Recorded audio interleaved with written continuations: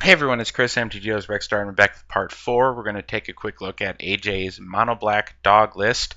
He called this Churchill's Depression because of the black dog, which is an English euphemism for depression, popularized by Winston Churchill, the former Prime Minister of Great Britain.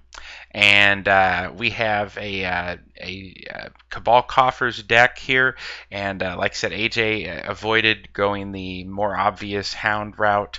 If you're going to build hounds rather than take the opportunity to build wolves or werewolves, probably the first place you were looking is some kind of red aggressive deck. But as I mentioned previously, I don't think you were going to out aggro the cats deck. So another way to look at it would be to try something that goes over the top of it in some way.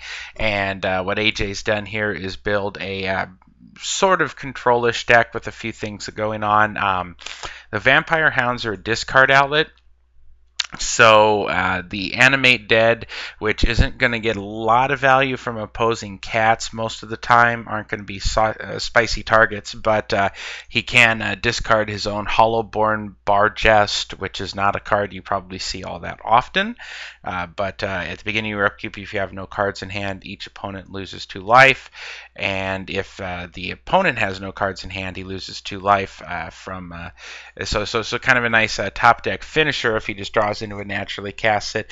Alternatively, he can pitch it, reanimate it with the Vampire Hounds. Now, he's not likely to be hell-bent at that point. However, if he really needed to be for some reason, he could pitch the rest of his hand to the Hounds, go all in for some big damage with the Hounds, and then benefit incidentally from it that way. But that's going pretty all in on it. I don't know how often you would want to do that. He's got one of his favorites, Chainer's Edict, which nearly always gets you a 2-for-1 if you have big mana that you can go after. He's got 3 copies of Mutilate, 4 copies of Black Sun Zenith as board sweepers. Again, it wouldn't be an AJ deck if it didn't have a gazillion board sweepers, and of course it does. He's gone with Dross Ripper here, just kind of a mana sink. It's not fantastic, but your choices aren't great if you're trying to stay mono black.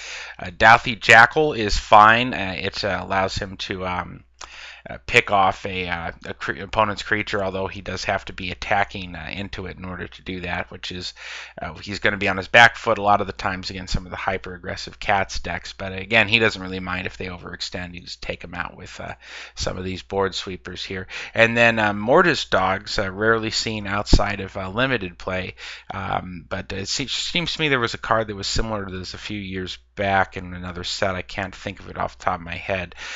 But anyways, when it attacks, it becomes a 4/2, and then when it dies, target player loses life equal to its power. Anyways, he's got some life loss stuff here going on as kind of a finisher. 1 Persecute just kind of hanging out here randomly. Maybe he could use this in some weird corner scenario to just dump his whole hand.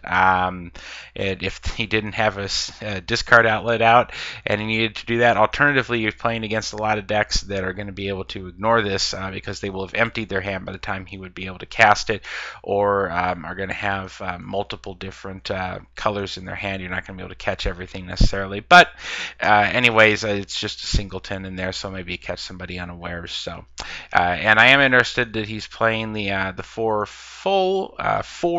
playset of Cabal Coffers here, 24 lands, and the single Urborg. Wondering if this configuration will change for Coffers decks that he plays once the legend rule changes. Maybe there should be another Urborg in here or something. I'm not sure. Not very familiar with Coffers decks and arranging the mana base for them, but AJ definitely is. So I would look at his as sort of a starting point there. So anyways, that's his deck. I'm going to take a look at one of his replays in another video, and then we're going to get on to the section featuring some of his old decks. So join me for part 5 in just a second.